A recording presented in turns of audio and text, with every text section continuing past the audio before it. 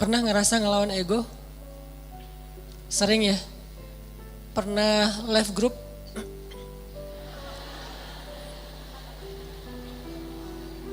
Kadang nggak left group, cuman grupnya yang nge-left kita. Gimana grupnya nge-left kita? Tadinya grupnya rame, chat, broadcast, segala macam, tiba-tiba sepi. Kenapa sepi? Ternyata mereka bikin grup baru, dan cuman kita doang ya nggak dimasukin ya. Ini namanya bukan left group, grup left kita. Saya pernah ngerasain kayak gitu. Kenapa ini sepi nih? Ternyata bikin yang baru. Adminnya mantan. Enggak, bercanda. Jadi mungkin kita pernah rame sama orang, pernah clash, pernah sakit hati, pernah baper. Apalagi kadang orangnya itu orang dekat kita, keluarga, pasangan, orang tua, mertua, adik kakak, sahabat. Yang pasti rasanya gak nyaman. Kita tuh gak pengen lama-lama diam-diaman, pasti kayak gitu. Cuman kok gak ada kekuatan ya untuk bisa memulai bicara duluan, mungkin nyapa duluan, atau senyum duluan, atau say hi duluan, ngejapri duluan. Kok gak ada kekuatan kayak gitu? Yang terjadi justru kita kayak pasif nungguin dan berharap dia duluan yang nyapa kita. Diam-diam sebetulnya berharap, tapi gak pengen kita yang duluan. Nah ini namanya ego nih. Hati kita secara jujur sebetulnya pengennya udah deh gak usah gini-gini amat, gak usah diam-diaman terus. Udah deh kita mending netral lagi, biasa lagi, cair lagi. Dengan geng kita mungkin geng kecil yang dari SD, SMP, SMA udah barengan. Terus baru pisah, nikah dia duluan, kita tinggal sendiri misalnya. Kan suka kayak gitu tuh, ada baper-bapernya gak pengen lama-lama. Tapi yang terjadi udah lebih seminggu gak ada yang duluan datang untuk menyapa, karena dua-duanya menjaga ego. Berat rasanya untuk ngelawan ego dalam diri sendiri. Ini sering terjadi dalam kehidupan kita. Dan yang lebih fatal lagi dengan orang tua nih. Sampai kalau dengan orang tua atau dengan mertua lebih berat lagi tuh. Kadang dengan pasangan aja bisa kayak gitu. Kita berharap udahlah cair lagi, ngobrol lagi kayak kemarin. Tapi ada rasa berat pengen yang duluan. Nah, gimana cara kita bisa menjaga melawan ego kita sehingga tetap bisa menjaga silaturahim, menyambung silaturahim, berdamai dengan orang-orang yang dekat dengan kita selama ini ketika ada masalah. Ini pembahasan yang luar biasa penting, walaupun mungkin kita udah pernah baca hadis-hadisnya, pernah dengar ceramah-ceramah tentangnya, setidaknya hari ini kita pengen refresh lagi semangat kita untuk melawan ego. Melawan ego itu dalam kehidupan kita tuh ada banyak macam, teman-teman. Pertama, melawan ego ketika kita harus mengakui kesalahan kita. Ini berat nih. Mengakui bahwa kita salah itu berat. Dan yang membuat kita sulit mengakui kesalahan kita, walaupun secara jujur di dalam hati kita nyadar kalau kita tuh salah tapi gak pengen ngaku, itu pasti ego. Nah, ada satu kisah yang luar biasa, kisah ketika Nabi SAW selesai perang Khaybar. Perang Khaybar itu perang paling besar antara kaum muslimin dengan orang Yahudi di Madinah. Ini paling besar dan bisa dibilang perang terakhir Nabi SAW. Setelah itu udah kayak gak ada lagi perang-perang yang sulit. Ini perang Khaybar. Perang Khaybar, setelah selesai perang, ada beberapa tawanan perang, salah satunya adalah calon istri Nabi orang Yahudi. Siapa namanya? Sofia. Jadi salah satu tawanan perang Khaybar itu adalah Sofia. Suaminya terbunuh dalam perang Khaybar, saudaranya terbunuh dalam perang Khaybar, ayahnya terbunuh dalam perang Khaybar, pamannya terbunuh dalam perang Khaybar, keluarga besarnya banyak yang terbunuh dalam perang Khaybar. Dan cuman mungkin bisa dibilang dia sebatang kara yang selamat dalam perang Khaybar dan jadi tawanan kaum muslimin. Akhirnya Nabi datang ke tenda para tawanan perempuan Nabi mencari tahu di mana Sofia karena dia anak kepala suku. Ditunjukkan oleh sahabat, masuklah Nabi dengan beberapa orang sahabat ke dalam tenda Sofia, dan Sofia waktu itu komen dalam postingan itu tuh. Kata Sofia, Muhammad adalah orang yang paling aku benci saat itu. Gimana enggak? Ayahnya dibunuh, pamannya dibunuh, saudaranya dibunuh, suaminya dibunuh. Keluarga besarnya banyak yang terbunuh dalam perang Khaybar. Sehingga kata Sofia, Muhammad adalah orang yang paling aku benci waktu itu. Jadi Nabi datang ke Sofia dalam kondisi Sofia itu lagi benci banget sama Nabi. Ngelihat wajah Nabi juga gak mau. Apalagi nge-follow. Ngelihat wajahnya aja gak mau. Kalau Nabi request mau follow, pasti di blok.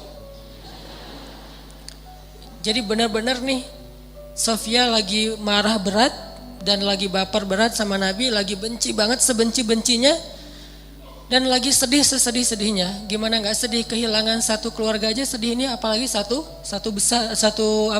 keluarga besar, termasuk orang yang paling penting dalam hidupnya, ayah dan suaminya. Apa yang dilakukan Nabi? Nabi datang minta maaf kepada Sofia. Apakah Nabi salah? Tidak. Apakah Nabi zalim kepada keluarga Sofia? Tidak sama sekali. Tapi Nabi tidak punya ego di dalam dirinya. Beliau datang meminta maaf kepada Sofia. Masuk ke tenda Sofia. Sofia, maafkan aku atas kematian ayahmu. Maafkan aku atas kematian suamimu. Maafkan aku atas kematian saudaramu, pamanmu, keluarga besarmu. Kemudian Nabi menjelaskan apa yang sebenarnya terjadi. Aku udah ngasih kesempatan buat ayahmu, tapi beliau menolak. Beliau malah menyerang kami, beliau malah zalim kepada beberapa kaum muslimin dan seterusnya. Nabi menjelaskan, meminta maaf, menjelaskan, meminta maaf, menjelaskan, meminta maaf, terus menerus. Sampai akhirnya luluh hati Sofia, dan tiba-tiba Sofia menjadi jatuh hati kepada Rasulullah SAW. Lihat luar biasanya Nabi dalam meminta maaf. Bukan maaf ya udah selesai pergi. Enggak. Beliau minta maaf sampai Sofia jatuh hati pada beliau. Itu gimana caranya tuh? Orang yang tadinya benci banget jadi cinta banget. Sehingga kata Sofia, beliau terus meminta maaf dan menjelaskan, meminta maaf dan menjelaskan, meminta maaf dan menjelaskan, sampai akhirnya beliau menjadi orang yang paling aku cintai di muka bumi. Ini luar biasanya akhlak Nabi SAW. Jadi Nabi itu bukan hanya bisa bikin orang yang lagi bete jadi happy, malah orang yang jadi lagi haters banget jadi followers dan fans berat. Bukan fans lagi, loversnya jadi pencinta. Ini artinya ada pelajaran gimana melawan ego. Mengakui bahwa kita salah, walaupun posisi Nabi sebetulnya beliau gak salah. Namanya perang pasti ada adu fisik segala macam. Lagian kalau kita baca kronologis cerita perang Khaybar, maka kita akan lihat bahwa Nabi itu udah toleran banget, udah ngasih kesempatan banget, udah ngasih banyak tawaran-tawaran yang nggak harus perang deh, udah kita damai aja. Tapi mereka nggak mau, akhirnya nggak bisa dihindari, terjadilah perang. Kalau kita baca kronologis panjangnya perang Khaybar. Tapi dalam kondisi Nabi nggak bersalah, Nabi nggak zolim, Nabi nggak pernah mencurangi hak orang lain, Nabi masih datang kepada perempuan ini untuk meminta maaf. Gimana dengan kita yang mungkin kondisi kita nggak seperti Nabi yang suci, yang maksum, pasti ada salahnya kita. Walaupun kadang-kadang yang pertama salah orang lain, yang pertama salah itu mungkin teman, salah ngomong, salah sikap, atau kadang-kadang sikapnya bukan sesuatu yang gimana, cuman diam doang. Kadang dia diam, kita baper. Akhirnya bapernya tuh berlarut-larut sampai keinget lagi yang dulu-dulu, jadilah diakumulasi jadi rame. Emang sih dia dari dulu tuh kayak gitu, dibawa yang dulu-dulu. Padahal katanya dulu udah dimaafin. Tapi masih dibawa lagi. Nah ini artinya kalau Nabi aja yang gak bersalah datang meminta maaf duluan. Dan meminta maafnya tuh gak sekali, berjam-jam loh. Kalau kata periwayat cerita itu berjam-jam Nabi minta maaf, sampai membuat Sofia perlahan-lahan yang tadinya nggak mau ngelihat mulai ngelihat, yang tadinya nggak mau senyum mulai matanya agak sedikit nggak mau melotot lagi gitu. Terus lama-lama Sofia mulai antusias, lama-lama Sofia tersenyum, dan kemudian Sofia malah luluh hatinya, bahkan jatuh hati kepada Nabi. Bukan karena Nabi keren, kece, bukan, karena akhlaknya yang luar biasa. Baru Sofia mengakui kepada Nabi, mengatakan, beberapa malam yang lalu saya mimpi. Baru Sofia jujur. Mimpi apa? Saya mimpi, dalam mimpi itu rembulan jatuh ke dalam pangkuan saya. Rembulan purnama banget jatuh ke dalam pangkuan Sofia. Lalu saya ceritakan mimpi ini kepada suami saya dipukul sama suami saya, ditampar sama suaminya. Kenapa? Karena suaminya tahu makna dari mimpi. Kata suaminya, kamu jangan macam-macam. Kamu tertarik dengan laki-laki yang di Madinah, maksudnya Muhammad. Padahal Sofia gak pernah tahu tentang Muhammad. Tapi Allah ilhamkan lewat mimpi bahwa kelak Sofia itu akan menjadi salah satu yang mendampingi hidup Nabi Muhammad SAW. Baru Sofia ngomong, kalau saya mimpi rembulan jatuh ke dalam pangkuan saya, tapi saya masih gak percaya, mana mungkin pembunuh suami saya yang akan jadi suami saya. Pembunuh ayah saya bakalan mendampingi hidup saya. Tapi ketika melihat akhlak Nabi, semuanya berubah. Dialah yang paling layak untuk saya. Ini melawan ego dengan cara meminta maaf. Dan itu gak gampang. Tapi walaupun itu gak gampang, justru karena dia sulit, balasan di sisi Allahnya luar biasa. Sehingga ada kaidah dalam fikih, al-jaza min jinsil amal, al-jaza ala qadril masyaqqah. Balasan itu tergantung sulitnya beramal. Balasan itu tergantung sulitnya beramal. Makin sulit dalam beramal, makin besar balasan di sisi Allah Subhanahu wa taala. Jadi kalau kita ngerasa meminta maaf, mengakui kesalahan itu adalah hal yang berat, yang sulit, berarti itu ibadah yang luar biasa pahalanya. Lebih gampang mana coba saya tanya? Meminta maaf atas kesalahan kita dengan sholat sunnah qobliyah 2 rakaat. Lebih gampang sholat sunnah. Bahkan terkadang lebih gampang tahajud daripada minta maaf. Kadang-kadang lebih gampang melaksanakan tahajud. Ada orang tahajudnya rajin tapi gak pernah mau ngaku kalau dia salah. Kan berarti lebih sulit meminta maaf ya. Maka dari itu menjadi salah satu indikasi bahwa meminta maaf dalam kondisi tertentu pahalanya lebih besar daripada ibadah tahajud. Kenapa? Karena dia lebih sulit. Al-jaza'u ala qadril masyaqqah. Balasan itu tergantung tingkat kesulitan dalam beramal. Ada 2 orang yang datang ke masjid, yang satu jarak rumahnya cuma di sebelah masjid, yang satu lagi jauh dari masjid.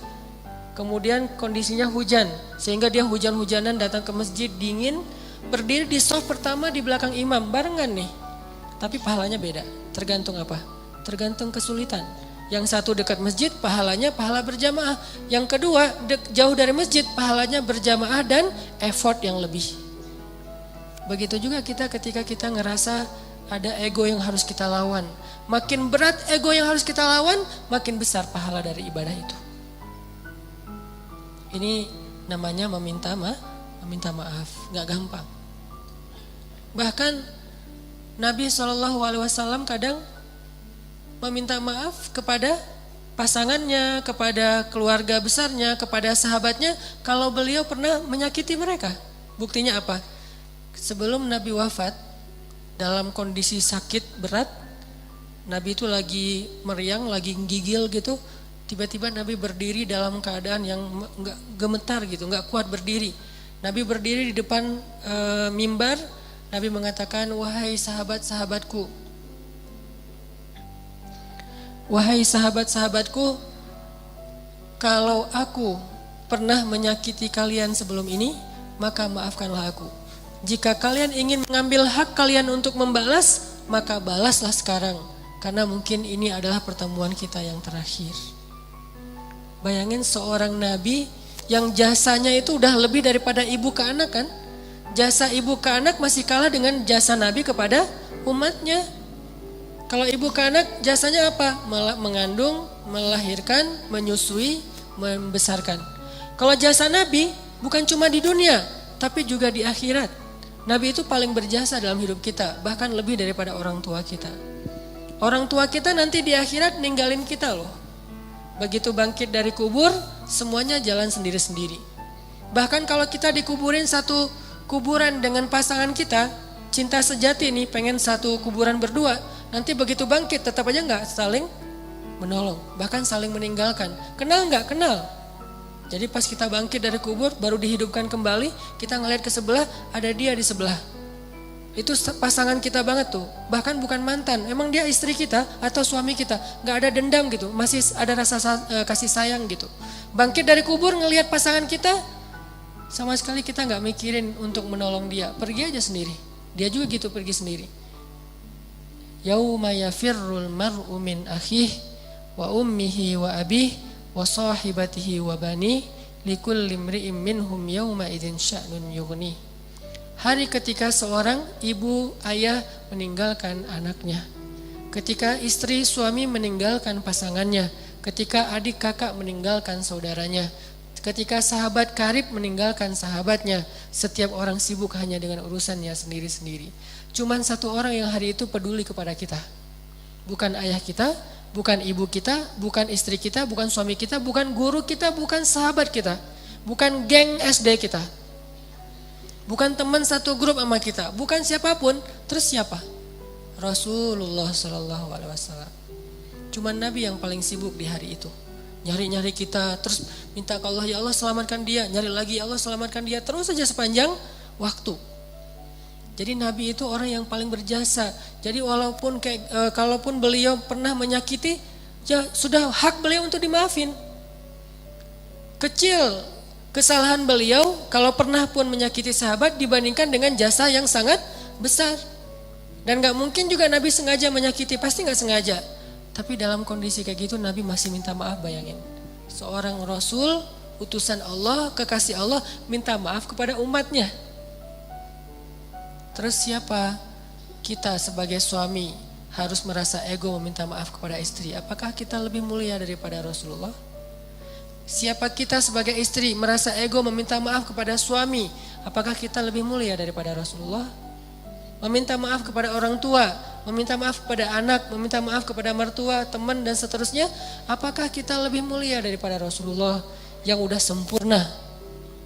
Tapi beliau tetap meminta maaf kepada umatnya. Nabi berdiri dalam keadaan susah payah. Padahal Nabi kalau pengen minta maaf bisa aja mention aja lah, gak usah harus ketemu orangnya kan ya. Tinggal add siapa minta maaf ya, udah. Nabi bisa telepon, Nabi bisa japri, Nabi bisa ngutus orang, kasih tahu ke dia saya minta maaf. Atau suruh ngumumin sama kayak Abu Bakar gitu. Abu Bakar berdiri di atas mimbar, wahai kaum muslimin, Rasulullah lagi sakit keras. Beliau berpesan minta maaf kalau ada salah kepada kita semuanya. Bisa kan? Tapi saking seriusnya Nabi minta maaf, beliau dalam keadaan sangat lemah dan itu sakit yang membuat beliau wafat loh. Berarti sakit keras banget nih. Tapi beliau sempat-sempatin untuk berdiri di atas mimbar dalam keadaan gemetar dan mengatakan, maafkanlah aku wahai kaum muslimin, wahai sahabat-sahabatku. Dan kalau kalian sulit menerima permintaan maaf, maka balaslah sesuai dengan hak kalian. Nabi siap dibalas. Dan itu jujur dari Rasulullah.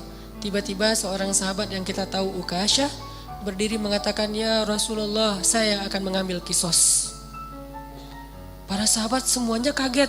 Ukasyah kok tega banget sama Nabi, nggak ngelihat Nabi lagi sakit keras. Dan itu kekasih mereka semua. Mereka lebih mencintai Nabi daripada orang tuanya, daripada pasangannya. Makanya ada istilah bi abi wa ummi anta ya Rasulullah. Engkau lebih kami cintai dari semuanya ya Rasulullah. Tiba-tiba Ukasyah bilang, ya Rasulullah, saya menuntut kisos. Karena dulu Rasulullah pernah mencambuk punggung saya ketika sedang mengendarai onta, nggak sengaja kena pas ngangkat kayak cambukan gitu untuk ini onta, kena Ukasyah. Nabi langsung meminta dipapah untuk turun dari mimbarnya, wahai Ukasyah, ambillah hakmu. Sama sekali nggak berubah wajah Nabi, sama sekali Nabi itu nggak merasa Ukasyah, ya sih, cuman nggak gitu-gitu amat kali, kan saya lagi sakit, nggak. Ukasyah, kamu gak ngelihat nih wajah saya pucat kayak gini, Ukasyah tega banget sih sama aku. Enggak sama sekali nih Rasulullah, tulus banget minta maaf. Kalau kita kan kayak minta maaf itu basa-basi ya. Minta maaf dengan harapan dia juga ngakuin kalau kesalahan dia lebih banyak gitu. Agak-agak kurang tulus sih, modus banget kalau kita. Kalau Rasulullah itu tulus banget. Begitu Ukasyah minta kisos, Rasulullah turun dan Rasulullah bilang tolong ambilkan cemeti untuk Ukasyah. Diambilkan oleh sahabat.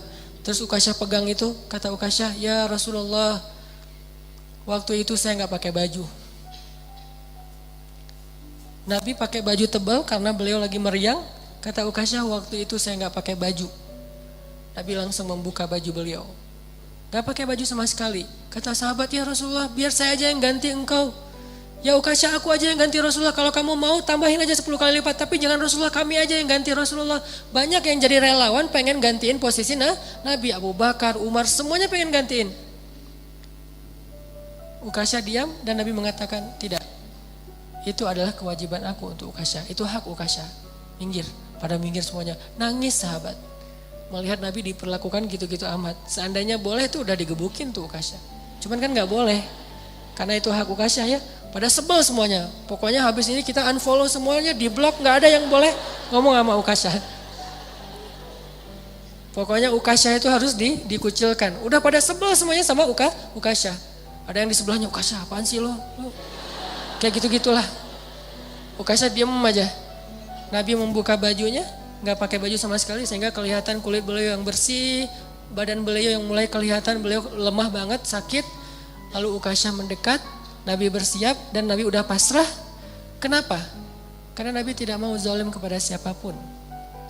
Langsung dibuang tuh sama Ukasha cemetinya, langsung dipeluk oleh Ukasha, dicium punggungnya Nabi oleh Ukasha. Nabi kaget, Ukasha ada apa? Ukasha ada apa? Sahabat juga kaget, apa-apaan sih ini?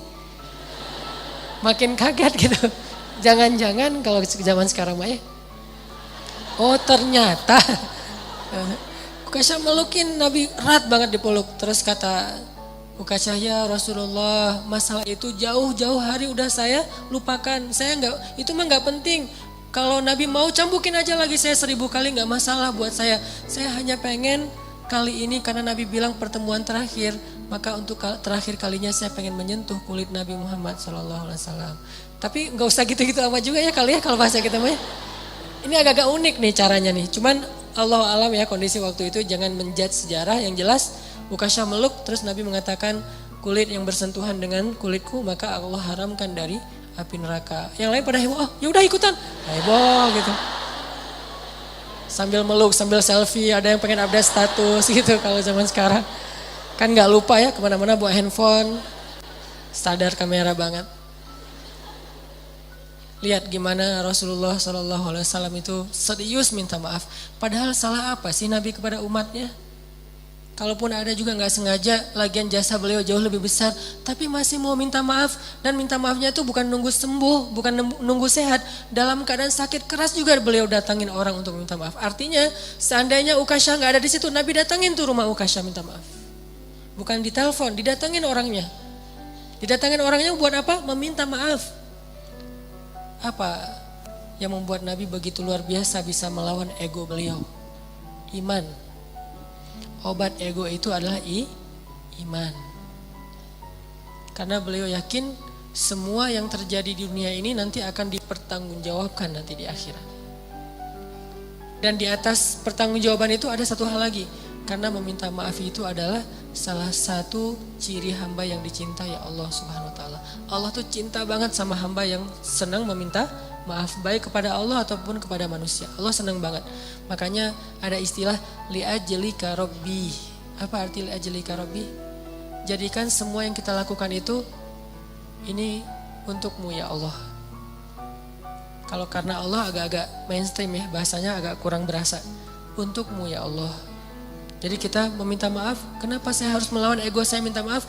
Ini untukmu ya Allah, saya meminta maaf. Ini untukmu ya Allah, saya memaafkan. Ini untukmu ya Allah, saya menahan amarah. Ini untukmu ya Allah, ini untukmu. Semua yang kita lakuin dalam kebaikan-kebaikan di dunia tuh, coba kita niatkan, ini untukmu ya Allah. Kalau bukan karena engkau, saya gak akan sanggup melakukan ini. Jadi bukan untuk suami, bukan untuk teman, bukan untuk orang tua, mertua, bukan untuk orang lain, tapi untuk Allah. Coba niatkan itu. Insya Allah akan lebih ringan. Kadang-kadang yang buat kita ego dan ngerasa berat itu kan ngerasa bahwa ini untuk orang itu ya. Udah dia jahat ke saya terus saya maafin, enak banget. Kalau untuk dia kita ngerasa agak-agak kayak rugi gitu. Tapi kalau untuk Allah, ini untukmu ya Allah. Saya melakukan hal yang berat kayak gini. Niatkan untuk Allah bukan untuk orangnya. Maka insya Allah Allah akan melapangkan dada kita. Minta maaf.